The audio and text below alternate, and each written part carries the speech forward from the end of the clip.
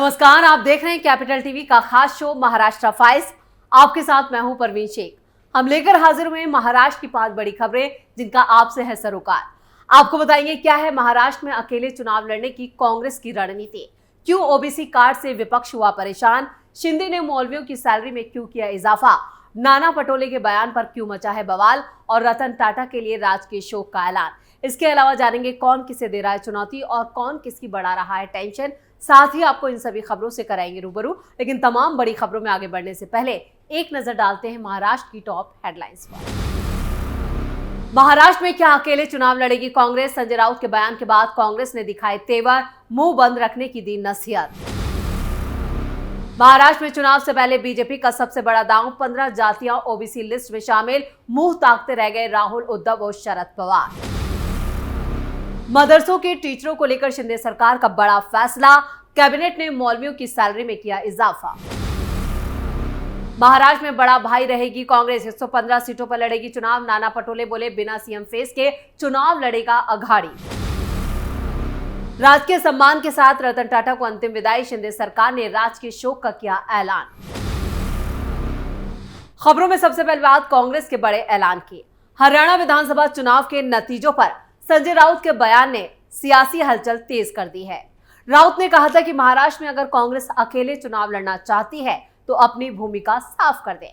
वहीं अब इस पर कांग्रेस आला कमान ने अपना रुख साफ कर दिया है। कांग्रेस से जुड़े सूत्रों के मुताबिक पार्टी आला कमान ने कहा है कि महाराष्ट्र में अकेले चुनाव लड़ने का कोई प्रस्ताव नहीं है। हम महाविकास अघाड़ी का हिस्सा हैं। शुरुआत में हम एनसीपी के साथ गठबंधन में थे और शरद पवार ने शिवसेना को साथ लिया था।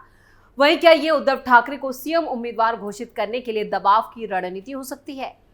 सूत्रों का कहना है कि इसके जवाब में कांग्रेस की तरफ से कहा गया है कि भले ही ये दबाव की रणनीति हो, हम चुनाव से पहले किसी भी सीएम उम्मीदवार की घोषणा नहीं करेंगे। यहां तक कि शरद पवार का भी मानना है कि हमें नतीजों के बाद ही सीएम का चुनाव करना चाहिए और कांग्रेस का भी यही नियम रहा है कि चुनाव के बाद ही सीएम की घोषणा की जाए। आपको बता दें कि शिवसेना यूबीटी के सांसद संजय राउत ने हरियाणा विधानसभा चुनाव के नतीजों के बाद कहा था, महाराष्ट्र में अगर कांग्रेस अकेले चुनाव लड़ना चाहती है तो वो अपनी भूमिका स्पष्ट कर दे। कांग्रेस के गर्व ने उन्हें हरियाणा चुनाव हराया। इसके जवाब में कांग्रेस प्रदेश अध्यक्ष नाना पटोले ने कहा, किसका अहंकार बड़ा है ये आने वाले चुनाव में दिख जाएगा। उस वक्त आपको पता चलेगा कि किसका अहंकार खत्म हो गया है। इसके साथ ही नाना पटोले ने कहा कि हम संजय राउत से पूछेंगे क्या उन्होंने जानबूझकर ये सब बयानबाजी की है। सार्वजनिक रूप से इस तरह की बात करना या इस तरह की टिप्पणी करना ठीक नहीं है। इन बयानों से साफ है कि कांग्रेस अकेले चुनाव मैदान में उतर सकती है। यानी शरद पवार तो साथ रहेंगे, हो सकता है कि उद्धव ठाकरे यहां पर अपनी अलग राह पकड़ ले, क्योंकि कांग्रेस और उद्धव ठाकरे गुट के बीच तल्खी बढ़ती जा रही है। और अब बात बीजेपी के बड़े दांव की। हरियाणा विधानसभा चुनाव में मिली शानदार जीत के अगले ही दिन महाराष्ट्र में बीजेपी ने बड़ा दांव खेल दिया है। इस एक दांव से आने वाले विधानसभा चुनावों में बड़ी जीत हासिल करने का दावा विपक्षी पार्टियों का एक झटके में यहां पर कहेंगे चित हो गया है। दरअसल बीजेपी ने ओबीसी समुदाय के लिए बड़ा फैसला लिया है। महाराष्ट्र में 15 जातियों को ओबीसी में शामिल किया गया है। एक तरफ जहां इन जातियों को ओबीसी में शामिल किया जा रहा है तो वहीं क्रीमी लेयर को लेकर भी बड़ा अपडेट सामने आया है।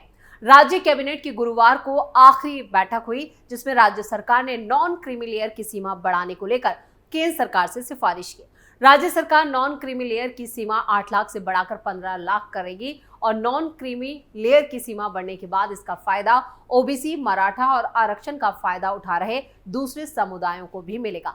अगर नॉन क्रीमी लेयर की सीमा बढ़ाकर 15 लाख रुपए कर दी गई तो कई सीनियर सरकारी अधिकारियों को भी इसका फायदा मिलेगा। यानी एक तीर से कई निशाने बीजेपी ने लगाए हैं, जिसके दबाव में विपक्ष पूरी तरह से आ चुका है।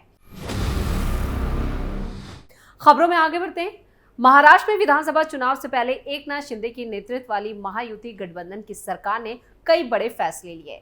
एकनाथ शिंदे कैबिनेट ने राज्य में 3 नई प्राइवेट यूनिवर्सिटीज को मंजूरी दी है। जिला परिषद अध्यक्ष, उपाध्यक्ष, सभापति, उपसभापति के चुनाव के लिए वक्त विस्तार किया गया है और इसके साथ ही मदरसों में शिक्षकों की सैलरी बढ़ाने का फैसला लिया गया है, जिसका फायदा चुनावों में शिंदे गुट को हो सकता है। महाराष्ट्र कैबिनेट ने सावनेर, कंकावली, राजापुर, अंबरनाथ, जीहे, कथापुर, लातूर की जल संसाधन परियोजनाओं को भी मंजूरी दी है।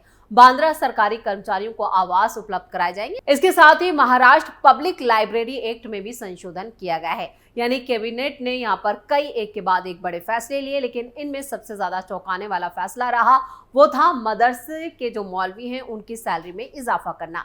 यानी एक बार फिर यहाँ पर शिंदे सरकार की तरफ से मुस्लिम वोट बैंक की तरफ भी निशाना साधा गया है और यहाँ पर मदरसों के टीचरों की सैलरी में इजाफा किया गया है। ये एक बड़ा फैसला है जिसको लेकर विपक्ष शिंदे सरकार पर निशाना साध रहा है। खबरों में आगे बढ़ते हैं। इधर हरियाणा विधानसभा चुनाव में हार के बाद कांग्रेस अपने गठबंधन के सहयोगियों के निशाने पर है।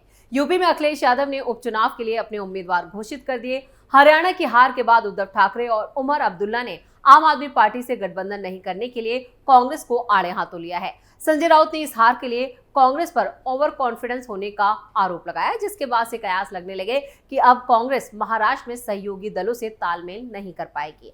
मगर महाराष्ट्र कांग्रेस के अध्यक्ष नाना पटोले ने यहां पर इसके बाद भी कहा है कि वो बड़े भाई की हैसियत छोड़ने को तैयार नहीं है। यानी महाराष्ट्र में नाना पटोले का साफ कहना है कि कांग्रेस बड़े भाई की भूमिका में ही रहेगी। उन्होंने साफ किया कि महाराष्ट्र में कांग्रेस अपने सहयोगी यानी शिवसेना यूबीटी और शरद पवार गुट से ज्यादा सीटों पर चुनाव लड़ेगी।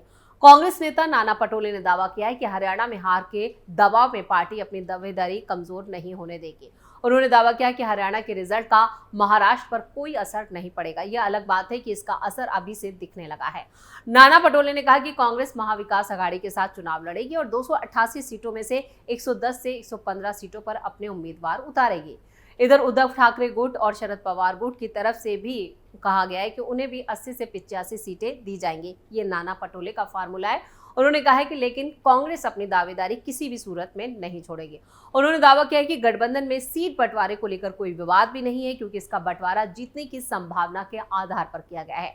नाना पटोले ने कहा कि जल्द ही कांग्रेस अपना घोषणा पत्र भी जारी करेगी। यानी नाना पटोले का जो बयान आया है सीट बंटवारे को लेकर, उससे साफ है कि कांग्रेस अब भी हरियाणा विधानसभा चुनाव हारने के बाद भी वो 115 सीटों से कम पर चुनाव लड़ने को तैयार नहीं है। इसके साथ ही उद्धव गुट की तरफ से जो बार बार दबाव बनाया जा रहा था कि सीएम फेज घोषित किया जाए, उसको लेकर भी नाना पटोले ने अपना स्टैंड साफ कर दिया। उन्होंने साफ कहा है कि महाराष्ट्र में सीएम फेस चुनावों के बाद ही उसकी घोषणा की जाएगी, उससे पहले नहीं, और शरद पवार भी यही चाहते हैं। उद्धव गट को इस नाना पटोले के बयान से जोरदार झटका लगा है। वहीं महाविकास आघाड़ी में जो अंदरूनी कलह है, जिस तरह की खींचतान है, वो खुलकर सामने आ चुकी है। और खबरों के आखिर में बात रतन टाटा की। भारत के सबसे बड़े और जाने माने उद्योगपतियों में से एक रतन टाटा ने बुधवार को मुंबई के ब्रीच कैंडी अस्पताल में आखिरी सांस ली। उनके निधन के बाद महाराष्ट्र के सीएम एकनाथ शिंदे ने दुख जताया और कहा कि रतन टाटा का राजकीय सम्मान के साथ अंतिम संस्कार किया जाएगा। साथ ही राज्य में 1 दिवसीय राजकीय शोक की घोषणा की गई। पीएम मोदी से लेकर देश के तमाम नेताओं ने रतन टाटा के निधन पर शोक जताया। यही नहीं, एकनाथ शिंदे ने एक्स पर भी रतन टाटा के निधन पर दुख जताया और लिखा, खो गया देश का अनमोल रतन। रतन जी टाटा नैतिकता और उद्यमशीलता के अपूर्व और आदर्श संगम थे। लगभग 150 सालों की उत्कृष्टता और अखंडता की परंपरा वाले टाटा ग्रुप की कमान सफलतापूर्वक संभालने वाले रतन जी टाटा एक जीवित लीजेंड थे। उन्होंने समय समय पर जिस निर्णय क्षमता और मानसिक दृढ़ता का परिचय दिया, उससे टाटा समूह एक अलग औद्योगिक ऊंचाइयों पर पहुंचा। मैं उन्हें अपनी भावभीनी श्रद्धांजलि अर्पित करता हूं। खबरों में आगे रुक करते हैं। इधर महाराष्ट्र में 15 जातियों को ओबीसी की लिस्ट के लिए अनुशंसित किया गया है, लेकिन मराठा आंदोलन के नेता मनोज जरांगे इससे खुश नजर नहीं आ रहे। उन्होंने सरकार के इस फैसले पर तीखी प्रतिक्रिया दी है और सरकार को आखिरी चेतावनी भी दी है। दरअसल मराठा को इसमें शामिल नहीं किया गया है। जरांगे ने आरोप लगाया कि ये जानबूझकर किया जा रहा है। उन्होंने कहा कि ऐसा जानबूझकर किया गया है। राज्य के कुछ महीने पहले ही इसका सुझाव दिया गया था और आशा थी कि मराठाओं को भी इसमें शामिल किया जाएगा। हमें उन्हें लेने का कोई अफसोस नहीं है। मराठा ओबीसी में क्यों नहीं शामिल होते, इन सभी जातियों को इसमें डालने का क्या मतलब है। हम एक साथ से प्रदर्शन कर रहे हैं, आपको शर्म नहीं आती? आपने हमारी आंखों के सामने उन्हें ओबीसी में डाल दिया। उन्होंने आगे कहा, अगर मराठाओं ने आचार संहिता से पहले फैसला नहीं लिया तो मैं आपकी सारी सीटें तोड़ दूंगा। आप मराठाओं से इतनी नफरत करने लगे हैं कि आप अपनी कैबिनेट की बैठक में उन जातियों को शामिल करने लग गए हैं जो आरक्षण में नहीं जा सकते। ये मराठों की छतरी पर बैठे हैं, चलो हम तुम्हारी मेज साफ कर दें।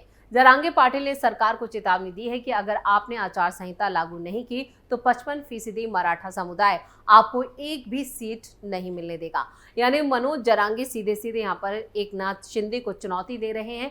जिस तरह से ओबीसी समुदाय की 15 जातियों को कैबिनेट की तरफ से ओबीसी लिस्ट में शामिल किया गया है, उसको लेकर भी इन्होंने अपनी नाराजगी जताई है, जबकि शिंदे सरकार की तरफ से साफ कहा जा रहा है कि इसका फायदा मराठा समुदाय को भी मिलेगा। उसके बावजूद मनोज जरांगे धमकी दे रहे हैं और कह रहे हैं कि चुनावों में इसका खामियाजा महायुति सरकार को भुगतना होगा। तो महाराष्ट्र फाइल्स में फिलहाल के लिए इतना ही। आपको हमारे इस वीडियो की खबरें कैसी लगी कमेंट करके अपनी राय जरूर दें। वीडियो को लाइक करें, शेयर करें और कैपिटल टीवी को सब्सक्राइब जरूर करें। नमस्कार।